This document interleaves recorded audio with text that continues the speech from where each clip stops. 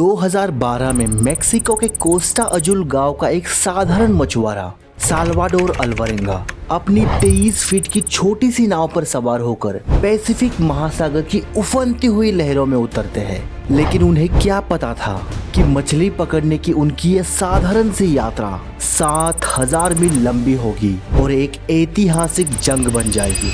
चारों तरफ सिर्फ पानी का अनंत सागर, ऊपर काले बादलों का सन्नाटा और भीतर भूखमरी, प्यास और जानलेवा अकेलेपन की सिहरन। लेकिन इस नाव पर खड़ा है एक ऐसा इंसान जिसने समुद्र के इस राक्षस को ललकारा और हिम्मत और जिद से इतिहास रच दिया।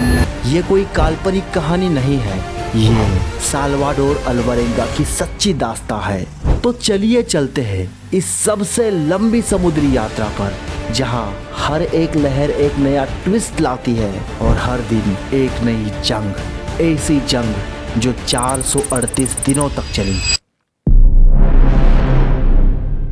साल्वाडोर अल्वारेंगा 36 साल के एक मछुआरे जिनका जन्म अल साल्वाडोर में हुआ, लेकिन उनका दिल मेक्सिको के कोस्टा अजुल गांव में बसता था। कोस्टा अजुल समुद्र के किनारे पर बसा एक छोटा सा तटीय गांव है, जहां समुद्र ही जिंदगी और समुद्र ही सपना है। वहाँ के मछुआरे सुबह अपनी नाव लेकर समुद्र की सैर पर निकलते और हर शाम मछलियों की बोरी लेकर घर लौटते।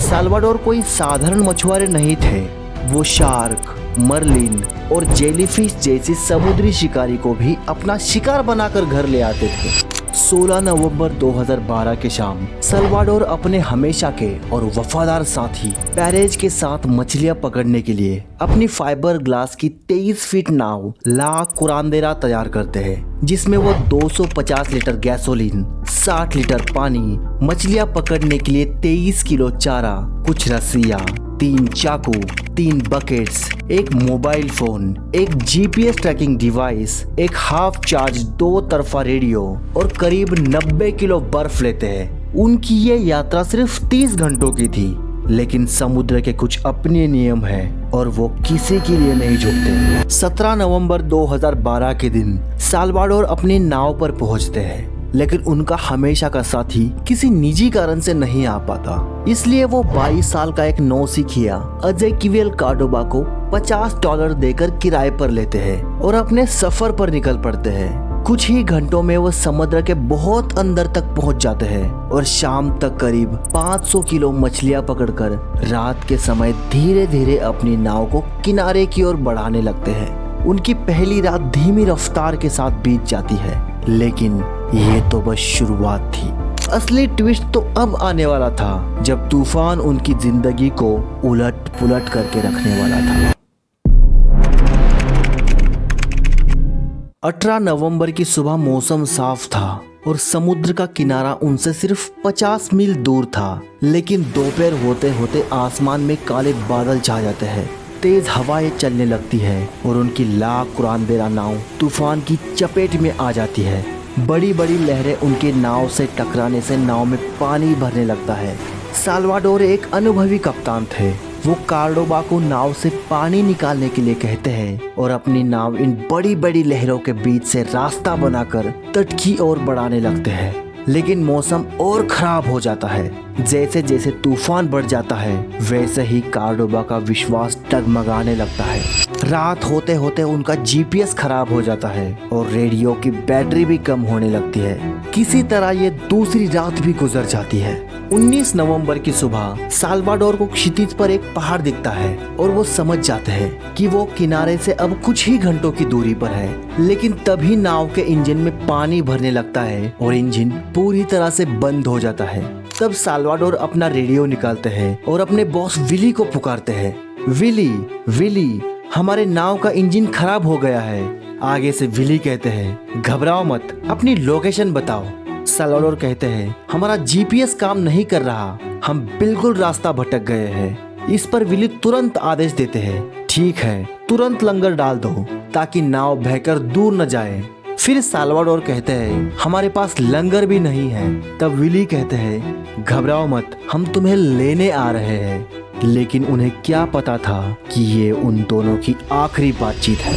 तूफान और बढ़ जाता है और लहरें नाव को किसी खिलौने की तरह उछालने लगती हैं। उनके नाव पर 500 किलो ताज़ा मछलियों से भरा जो आइस बॉक्स था वो उनके नाव को अनस्टेबल बना रहा था। इसलिए वो दोनों सारी मछलियां समंदर में फेंक देते हैं, जिससे नाव के साइड का पानी मछलियों के खून से लाल हो जाता है, जो शार्क को आकर्षित कर सकता था। इसलिए वो बर्फ और अतिरिक्त पेट्रोल भी फेंक देते हैं और विली की मदद का इंतजार करने लगते हैं। 20 नवंबर की सुबह करीब 10 बजे उनका रेडियो भी बंद हो जाता है। जीपीएस तो पहले ही खराब हो चुका था। अब वो पूरी तरह से अकेले हो जाते हैं। ना कोई संपर्क, ना कोई मदद, सिर्फ समुद्र और उनका गुस्सा। साल्वाडोर गुस्से में एक डंडा उठाते हैं और इंजन को पीटने लगते हैं और फिर गुस्से में वो रेडियो और जीपीएस को भी समंदर में फेंक देते हैं। जैसे ही सूरज डूब जाता है, तूफान और ठंड उन दोनों को बेहाल करने लगती है। ठंड से बचने के लिए वो मछलियां पकड़ने वाले आइस बॉक्स को उल्टा कर देते हैं और इसमें एक दूसरे को चिपक कर बैठ जाते हैं। जब तूफान से नाव में पानी भरता है तो वो बारी बारी पानी बाहर निकालते हैं। अंधेरा उनकी दुनिया को सिकुड़ रहा था और तेज हवाएं उन्हें तट से और दूर धकेल रही थी। साल्वाडोर तारों की ओर देखकर दिशा का अंदाजा लेने लगते हैं, लेकिन उन्हें अपनी दिशा समझ नहीं आती। वो किस दिशा में बह रहे थे ये उनको बिल्कुल भी समझ नहीं आ रहा था। बिना जीपीएस, बिना लंगर और बिना रेडियो के वो बस समुद्र की दया पर निर्भर थे। लगातार 5 दिनों तक ये तूफान उन दोनों पर कहर बनकर बरसता रहा। उन्हें ढूंढने के लिए एक बड़ा सर्च ऑपरेशन चलाया जाता है, लेकिन बाद में इन दोनों को मृत घोषित करके ऑपरेशन बंद किया जाता है। 22 नवंबर की रोशनी उनके लिए कोई नई उम्मीद नहीं लाती। अब कार्डोबा पूरी तरह से टूट चुका था। उसका चेहरा डर से सफेद पड़ गया था। वो बार बार रेलिंग पकड़ता, रोता, उल्टियां करता और चीखता कि हमारी नाव पलट जाएगी और हम मर जाएंगे। साल्वाडोर उसका हौसला बढ़ाने की कोशिश करते हैं और कहते हैं, शांत हो जाओ, अपनी हिम्मत मत हारो, हमें बस किनारे तक पहुंचना है। लेकिन किनारा अब एक धुंधला सपना था। साल्वाडोर को भी समझ में आ जाता है कि उनके हाथों से अब सब कुछ फिसल रहा है और तेज हवाएं उन्हें और गहराई में ले जा रही है। साल्वाडोर धूप और ठंड से बचने के लिए आइस बॉक्स को उल्टा कर देते हैं और दोनों उसी में दिन काटने लगते हैं। एक हफ्ता बीत जाता है और उन्हें एहसास हो जाता है कि अब उन्हें बचाने के लिए कोई नहीं आएगा और अब उनका असली दुश्मन तूफान नहीं बल्कि भूख और प्यास है। उनके पास जो थोड़ा बहुत पानी बचा था, कुछ दिनों में वो भी खत्म हो जाता है। उनके पास मछलियां पकड़ने का 23 किलो चारा और 700 हुक्स थे, लेकिन इससे तूफान में मछलियां पकड़ना असंभव था। उनको जल्द ही समझ आ जाता है कि अगर वो भूख और प्यास से नहीं लड़े तो वो जिंदा नहीं बचेंगे। साल्वाडोर नाव के किनारे पेट के बल लेट जाते हैं और अपने हाथों से मछलियां पकड़ने लगते हैं। वो मछलियां पकड़कर नाव में फेंकते और कार्डोबा उन्हें साफ करके छोटे छोटे टुकड़ों में काटकर धूप में सुखाने के लिए छोड़ते। वो स्वाद की परवाह बिना किए कच्ची मछलियां खाकर अपनी भूख मिटाने लगते हैं। लेकिन अब पानी की कमी उनकी सबसे बड़ी चुनौती थी, इसलिए वो खुद का यूरिन पीने लगते हैं। एक बार वो समुद्री कछुआ पकड़ लेते हैं और उसे काटकर उसका खून पीते हैं। ये उनकी प्यास बुझाता और उन्हें राहत देता है। ये संघर्ष उनकी हिम्मत की परीक्षा ले रहा था, लेकिन आगे एक ऐसी उम्मीद की किरण दिखाई देती है जो उनकी जिंदगी बदल देती है। समुद्र में अब उन्हें 2 हफ्ते बीत चुके थे। तभी एक चमत्कार होता है और बारिश होने लगती है। साल्वाडोर जोर से चिल्लाते हैं, कार्डोबा, बारिश हो रही है, हमें पानी इकट्ठा करना होगा। वो दोनों बकेट को साफ करते हैं और उसका मुंह आसमान की तरफ कर देते हैं। इतने दिनों तक प्यास से लड़ने के बाद बारिश उनके लिए किसी वरदान से कम नहीं थी। वो नाचने लगते हैं और हफ्ते बाद ताजे पानी से नहाते हैं। कुछ समय में बकेट पानी से भर जाता है। इतने दिनों की प्यास के कारण वो हर 5 मिनट में पानी पीने लगते हैं। लेकिन साल्वाडोर कार्डोबा से कहते हैं कि हमें पानी की बचत करनी होगी, क्योंकि अगली बारिश कब होगी हमें नहीं पता है। जैसे जैसे दिन हफ्तों में बदलने लगे तो वो दोनों कचरा बीनने लगते हैं। वो हर पानी की बोतल को इकट्ठा करने लगते हैं। एक दिन उन्हें एक कूड़े का थैला मिलता है। वो उसे नाव पर खींचते हैं और फाड़ देते हैं। अंदर उन्हें पत्ता गोभी, कुछ गाजर और बासी दूध मिलता है। ये महीनों में उनका पहला ताजा खाना था। वो खाना बासी होने के बावजूद भी इसे बिना परवाह किए खा लेते हैं। भूख लगे तो कच्चा मांस खाना, कछुए का खून पीकर या खुद का यूरिन पीकर अपनी प्यास बुझाना, ये उनका डेली रूटीन बन गया था। कभी कभी बारिश की बूंदें उनकी हिम्मत बढ़ा रही थी, लेकिन आगे एक ऐसा दर्दनाक मोड़ आया जिसने साल्वाडोर को तोड़ कर रख दिया। 4 महीने बीतने के बाद कार्डोबा शारीरिक और मानसिक रूप से टूट चुका था। वो कच्चा मांस खाने से उब गया था, जिससे वो बहुत ज्यादा कमजोर हो जाता है। एक बार वो कच्चा समुद्री पक्षी खा लेता है, लेकिन उस पक्षी ने एक जहरीला सांप खा लिया था, जिससे कार्डोबा की तबीयत बिगड़ने लगती है। कार्डोबा सोचने लगता है कि वो ये कैसी जिंदगी जी रहा है, बिना स्वाद के कच्चा मांस खाना, खुद का यूरिन पीना। उसे खुद पे गुस्सा आने लगता है और वो मांस खाना बंद कर देता है। साल्वाडोर उसे मछलियों के छोटे छोटे टुकड़े खिलाने लगते हैं, लेकिन कार्डोबा मुंह भींच लेता है। अब उसकी आंखें खाली थी, जैसे उसने हार मान ली थी। साल्वाडोर उसे हिम्मत देते हुए कहते हैं, हमें जिंदा रहने के लिए लड़ना है, तुम्हें खाना होगा। लेकिन कार्डोबा का शरीर जवाब दे रहा था। वो साल्वाडोर से कहता है कि अगर मैं मर गया तो मेरी बॉडी को मत खाना, और उसकी माँ से मिलना और उसे कहना कि मैं उन्हें अलविदा नहीं कह पाया, इसलिए मुझे माफ कर देना। साल्वाडोर रोते हुए उसका हाथ पकड़कर उसे वचन देते हैं और उसे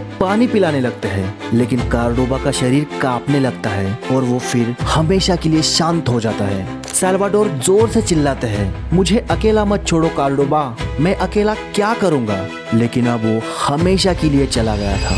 साल्वाडोर कार्डोबा की लाश को नाव के एक कोने में रख देते हैं और घंटों तक रोते हैं। अब वो बिल्कुल ही अकेले पड़ जाते हैं। अगली सुबह वो कार्डोबा की लाश को घूरते हैं और उसे पूछते हैं, नींद कैसी थी कार्डोबा, अब तुम्हें कैसा लग रहा है। और वो खुद ही जवाब देते हैं। फिर पूछते हैं, तुमने नाश्ता किया।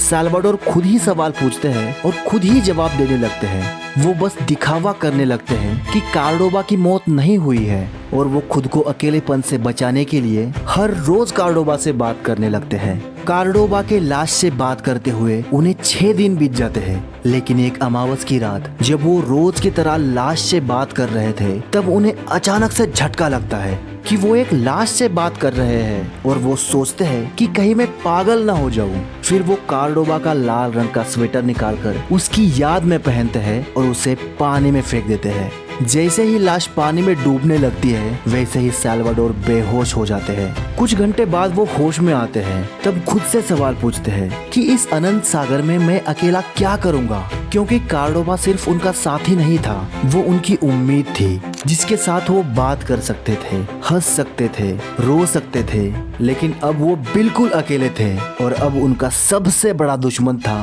अकेलापन। कार्डोबा की मौत के लिए वो खुद को दोषी मानने लगते हैं और सुसाइड करने की सोचते हैं, लेकिन उनकी माँ ने उन्हें बताया था कि सुसाइड करने के बाद स्वर्ग प्राप्ति नहीं होती, इसलिए वो रुक जाते हैं। उनके साथी के जाने से वो इतने अकेले पड़ जाते हैं कि उन्हें कई बार महसूस होने लगता है कि कोई नाव उनके करीब आ रही है, लेकिन वो अचानक से गायब हो जाती है। उन्हें अलग अलग आवाजें सुनाई देती है, परछाइयाँ दिखाई देती है, जिससे उन्हें लगने लगता है कि वो अकेलेपन से पागल हो जाएंगे। इसलिए वो इससे बचने के लिए एक तरकीब निकालते हैं और रोज की आम जिंदगी जी रहा हूँ ऐसे बिहेव करने लगते हैं, जैसे गलियों में घूम रहा हूँ। ये सोचकर वो अपने नाव पर इधर उधर टहलते हैं, समंदर से बात करने लगते हैं। लेकिन आगे एक ऐसा चमत्कार होता है जो उनकी पूरी जिंदगी बदल देता है।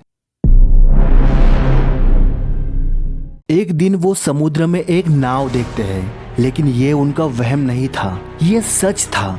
वो मदद मांगने के लिए उन्होंने पहनी हुई कार्डोबा की लाल शर्ट निकालकर हवा में लहराने लगते हैं। शिप उनके और करीब आती जाती है, लेकिन कोई भी उनको नहीं देखता।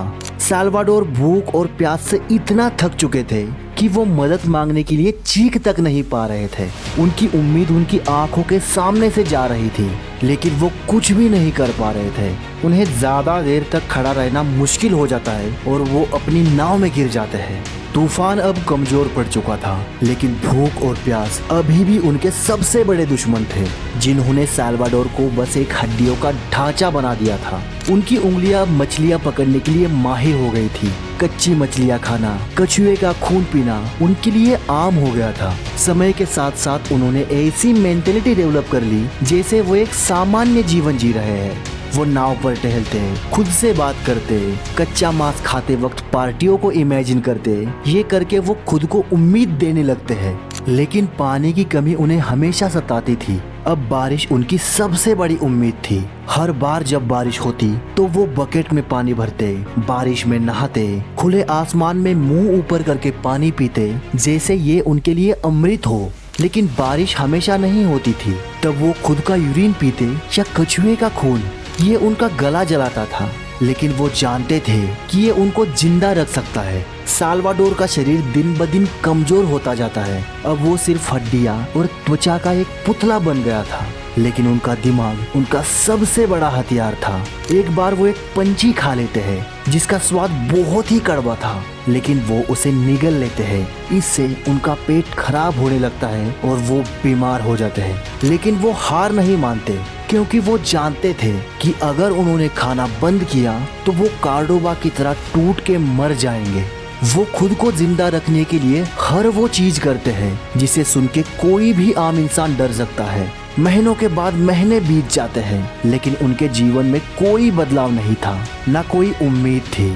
लेकिन तभी एक दिन अचानक से उन्हें कुछ अलग दिखता है। आकाश में तटीय पंछी उड़ रहे हैं। उनकी गर्दन की मांसपेशियां अकड़ जाती है और वो आंखों में जान डालकर आगे की ओर देखने लगते हैं। तब धुएं के बीच से उन्हें एक छोटा सा द्वीप दिखाई देता है। उन्हें खुद के आंखों पर यकीन नहीं हो रहा था, क्योंकि पहले भी उनके साथ ऐसे भ्रम हो गए थे, लेकिन ये कुछ अलग था। वो नाव को धीरे धीरे तट की ओर बढ़ाने लगते हैं और जोखिम भरा फैसला लेकर पानी में कूद जाते हैं।